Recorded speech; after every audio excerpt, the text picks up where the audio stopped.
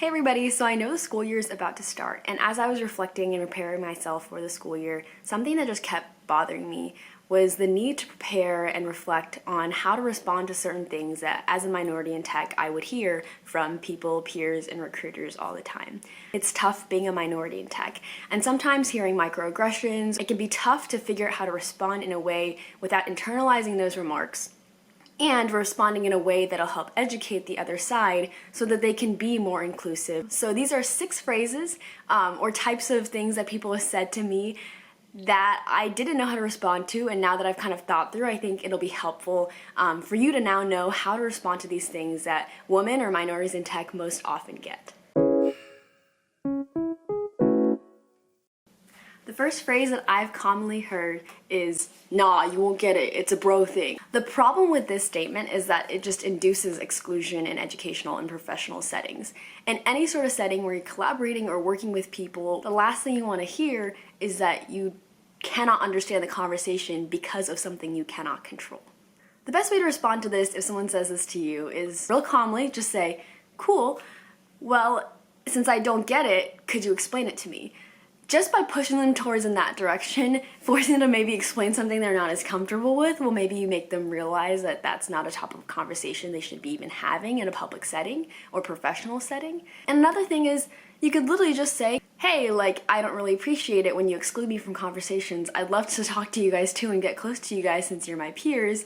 Could we talk about another topic and then you guys can talk about the topic outside of our conversations?" Delivering it in a way that doesn't offend them is great, and it also clearly expresses how you're feeling. So the next most common phrase that I've heard a lot said to me is, "Whoa, geez, can you stop being so oversensitive?" The problem with this statement is that it's insensitive. And the second thing is that it's muting minority voices. If the gut reaction on the other side is, "Stop being so oversensitive," it'll really make me start questioning my own feelings and starting to internalize this feeling of, maybe I'm the person that's wrong. Maybe I'm being too oversensitive and it's okay that they're microaggressing me or anything like that. The best way to respond to this is by saying, "Hey, if I came off that way, let me rephrase it.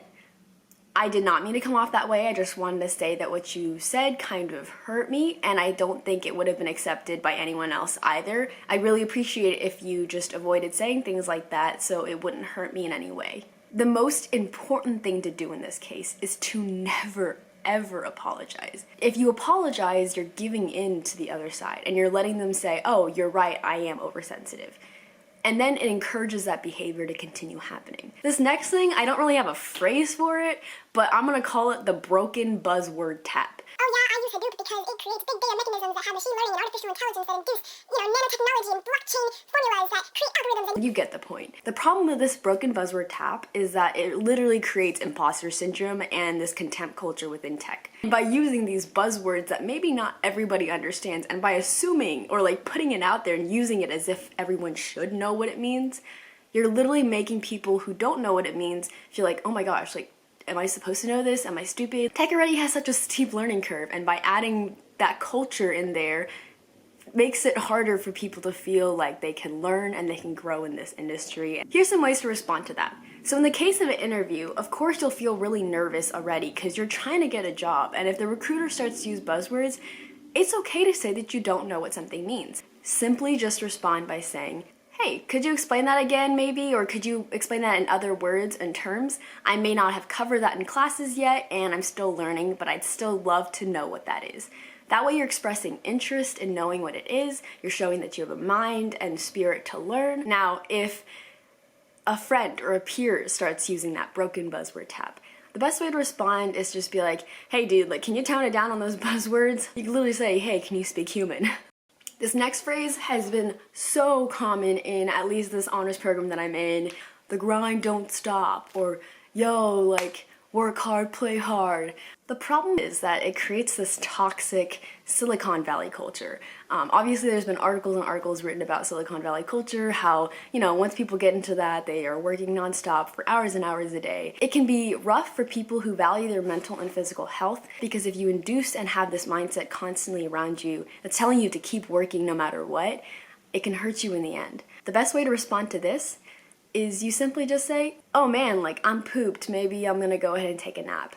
don't be afraid to like vocalize the fact that you're gonna take a break. If you don't vocalize it, then you don't know who else out there also needs to hear that it's okay to take a break. It's good to just respond to that by saying, cool, you do you, but I'm gonna do me, and I'm gonna break away from this culture and set an example.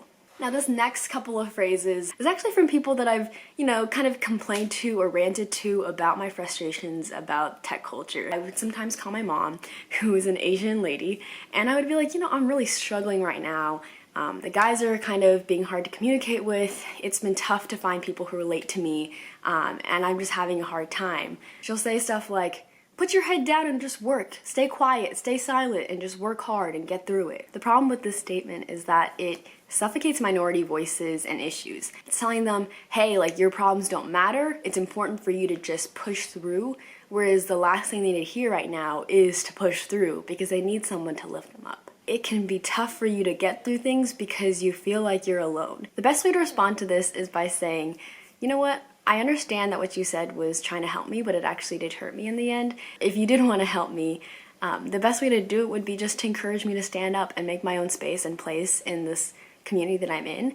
And it would really help if you just listened to my issues and problems to be my friend and ally. The most important thing about responding to this is to teach people and not be afraid to tell people how they can be your support system.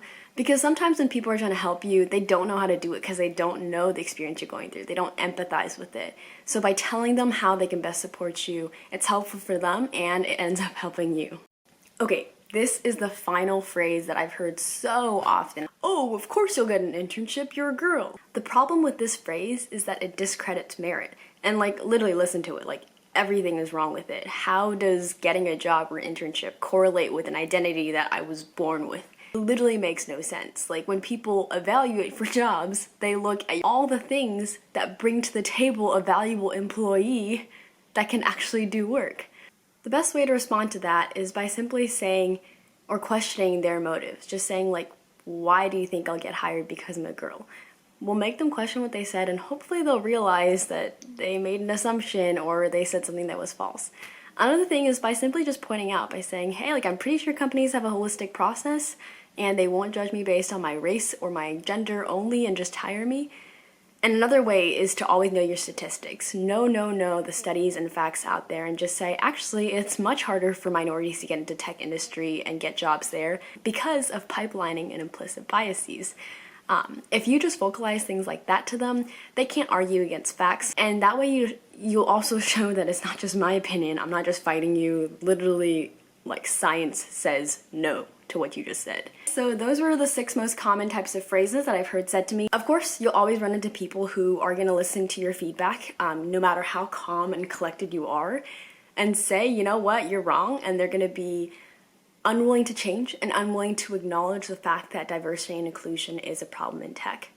You're always going to have those people, no matter where you go, no matter what industry we're talking about. The important thing is that there are people out there who are willing to change. There are people out there who recognize it's a problem and they want to be allies, but they don't know how. So it's important for us to respond in ways that don't cut off the conversation, but rather continue the conversation and induce more insights. Thank you so much for spending your time and watching my video. I hope this helps and gives you some source of encouragement. Just know that even though you're a minority, you're most likely not alone, and someone out there sympathizes or empathizes with the struggles you're going through. Alright guys, have a great and wonderful day. I'll see you. Bye!